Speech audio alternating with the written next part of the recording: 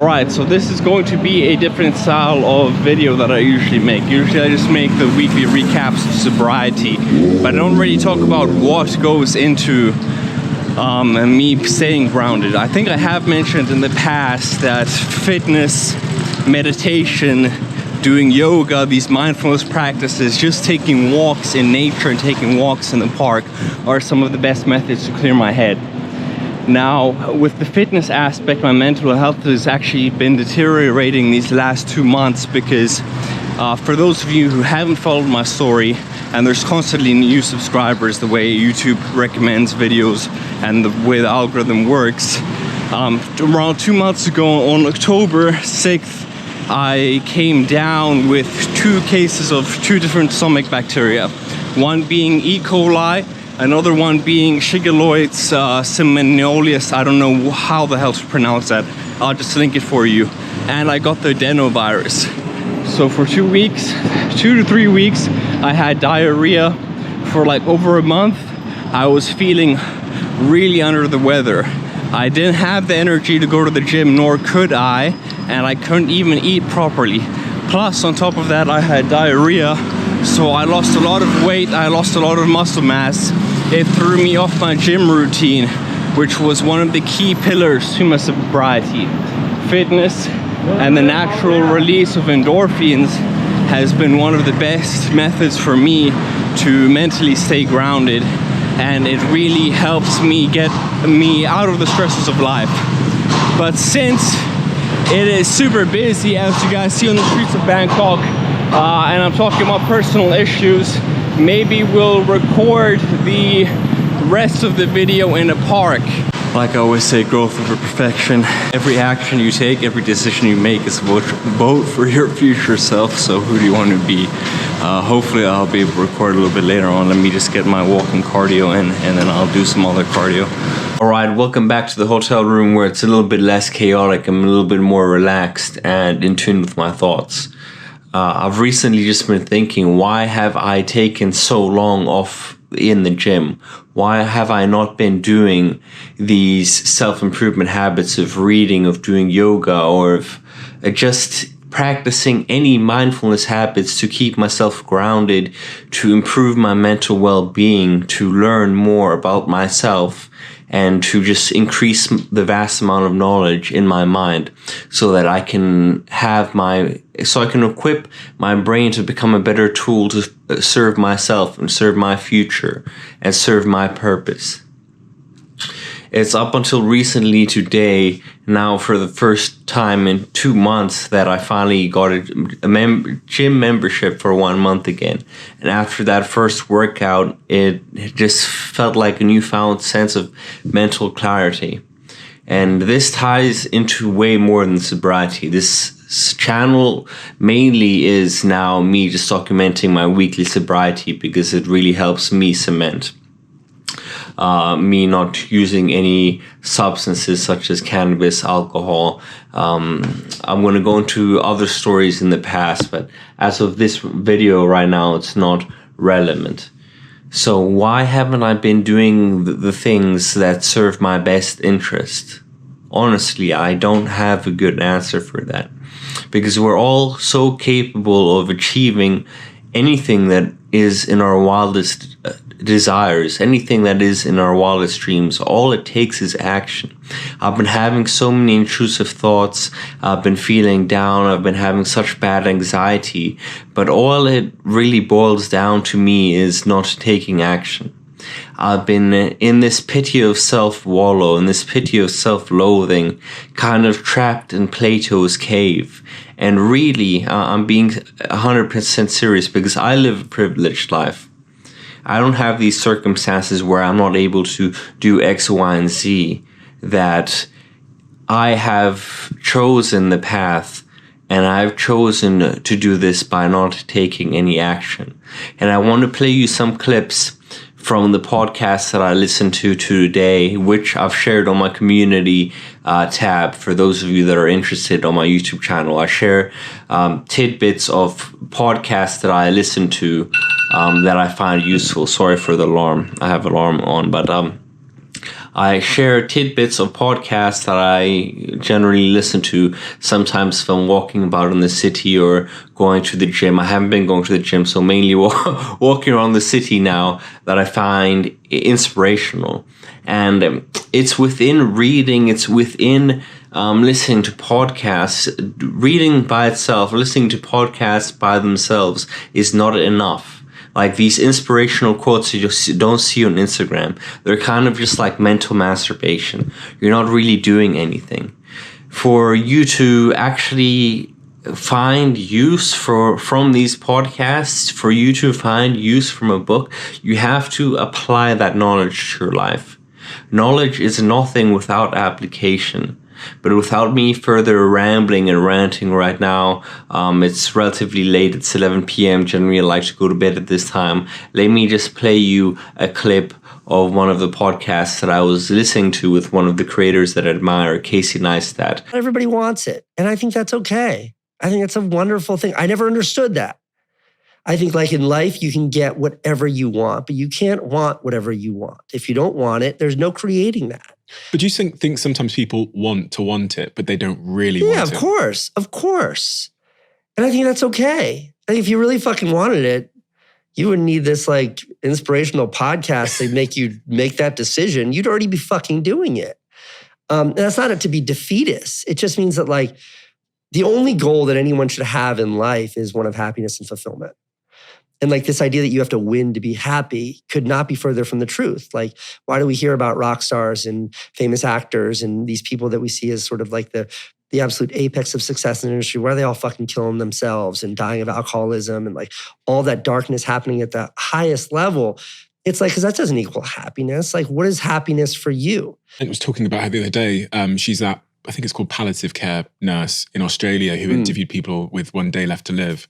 And she asked them what their biggest regret in their life was. And the number one regret of the dying was not living a life true to myself. And for those people, those that do have this aspiration to start that business or, I don't know, become a ballet dancer in Europe or whatever, that are held back by potentially some form of fear, you know, is there anything that one can offer them to get them just to take that first initial step, which seems to be the hardest, like getting off the couch or getting out of quitting the job, that you might offer to your children if they came to you? Yeah, I mean, I just think that failure is, I think failure is like the greatest gift. I think failure is like, it hurts so bad, but failure is a part of life. And if you're not willing to accept that, like failure is part of it, you've got to keep failing.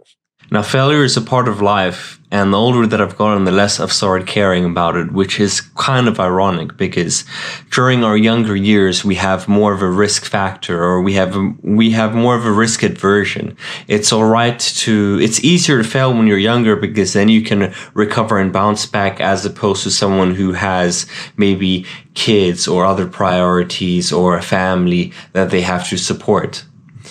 And failure is something, I'm not going to get into the specifics right now because I don't want to drag this video out too long, that has held me back in so many aspects of my life. My fear of failure, the fear of what other people will think about me if I fail, and those that are around me, and the expectations, the self-limiting expectations, the self-limiting beliefs that I had of myself and that I had of other people thinking of me, when in fact, reality, everyone only cares about themselves. They don't really care about other people. And if you are in friend groups or you are in social circles where people tend to gossip about you or your loved ones or your family or your friends, who cares at the end of the day? Who cares? They're busy living in their own misery, in their own little life, but they're not willing to take the risk. They're not willing to grab the bull by the horns and live their best life and put themselves in a place of risk. Put themselves in a place or in a position of life to take that risk, to take that leap of faith into the unknown. And that's where the most growth happens, when we leap into the unknown. But I think failure is overrated. I think people are so scared of failure. And I think the fear of failure is that it's the fear of what other people are going to think about you. Persistence. That's what I heard through that story as well. Just this almost objectively delusional persistence towards a goal. And I don't, in your story, I see the same level of like persistence that a bystander would go, that guy's crazy.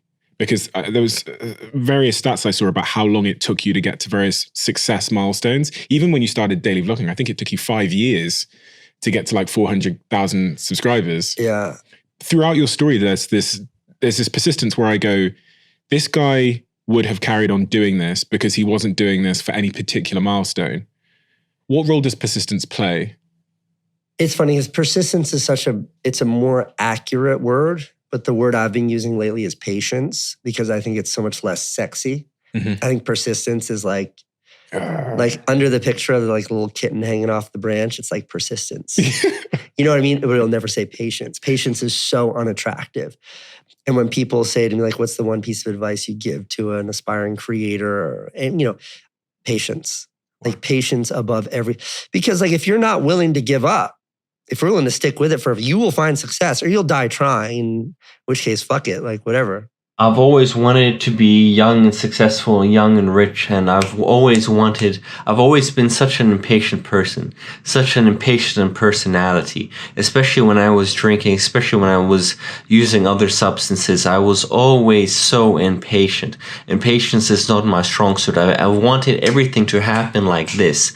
I'm not going to go into that much detail into my personal life before about what I was pursuing, but I wanted everything to happen like this. I felt like I was putting in the work, but nothing was coming fast enough. And that's been like the theme of my life, even to the point of overexertion and overworking in certain aspects of my life. I have put in so much work, but nothing ever came fast enough to the point where it would have really been better for me to sometimes take a step back, have a few rest days, then try and push myself to the point of exhaustion, to the brink of my body not being able to physically handle the amount of stress that I was putting on it. Like I said, this might not make the most sense if you don't know me personally, but maybe if you do and you're watching this, then it does. But I'm going to keep on jumping in between like my own anecdotes and this video. You're not going to be that person in the palliative care saying, I wish I hadn't given up, because you didn't give up. You just kept going. You're going to be that person who's like, I've got 1 day left. I can still pull this shit off.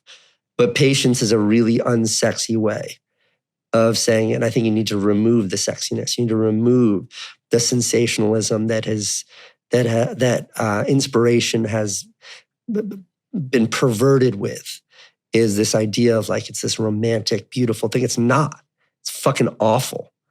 Like failing year in and year out and having everybody roll their eyes at you. And like, whether you're a musician who's performing at the mall and no one's paying attention to you, or you're that YouTuber uploads and you get 0 views. Like it's fucking awful. It's embarrassing. You're a loser.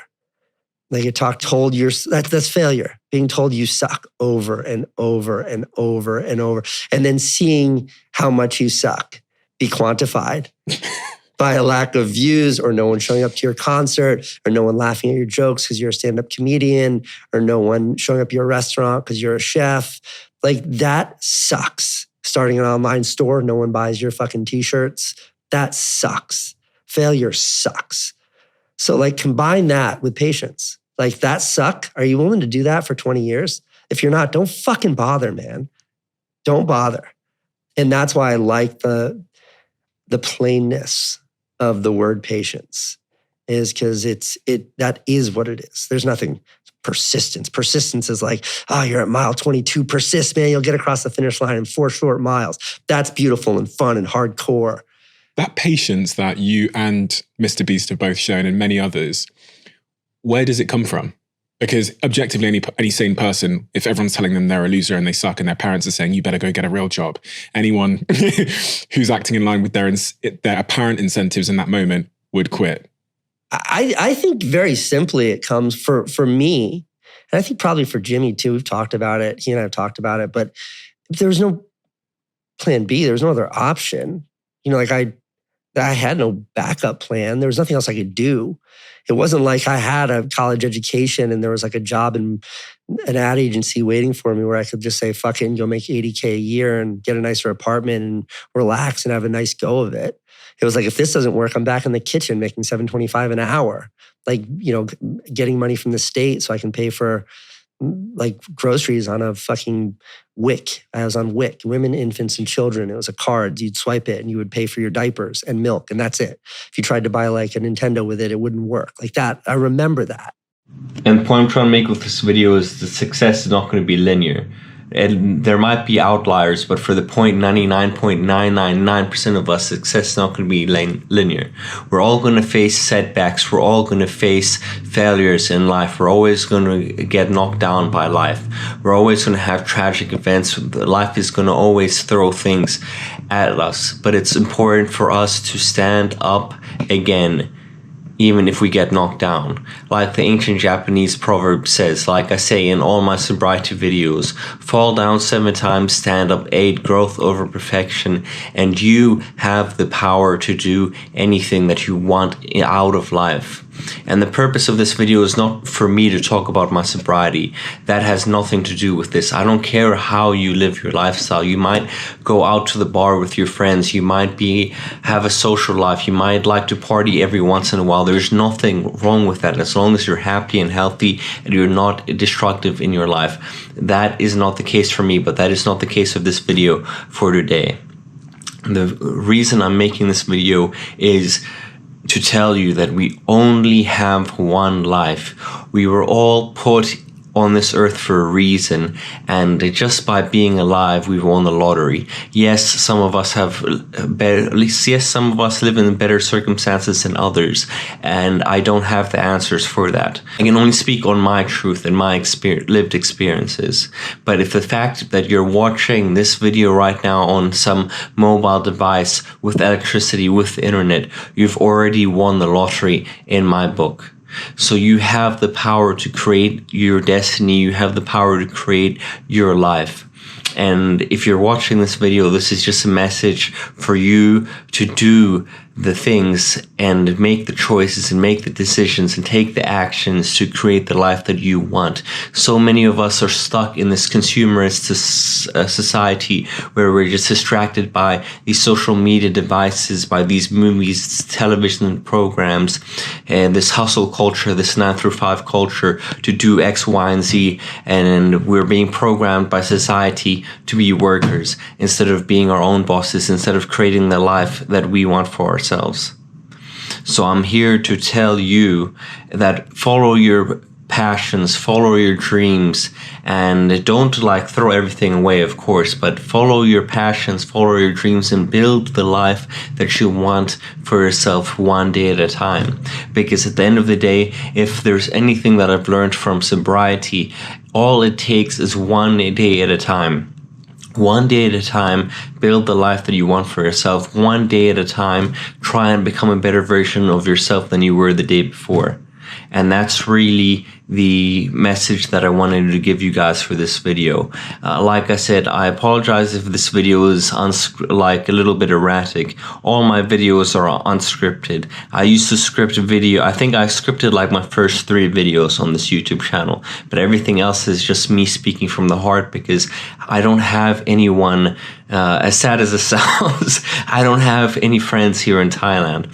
I don't have a social life to have these deep, expressive thoughts or these deep conversations with. Hopefully I'm willing to change that, and hopefully coming in the future that will change, but that's not the purpose of this video either. So I express these thoughts to the camera, to you guys, hopefully resonating with some of you, because we all have the power and we all have unlimited potential within us. So it's really up to us, not just me, not just you, but it's up to us to make the most of it.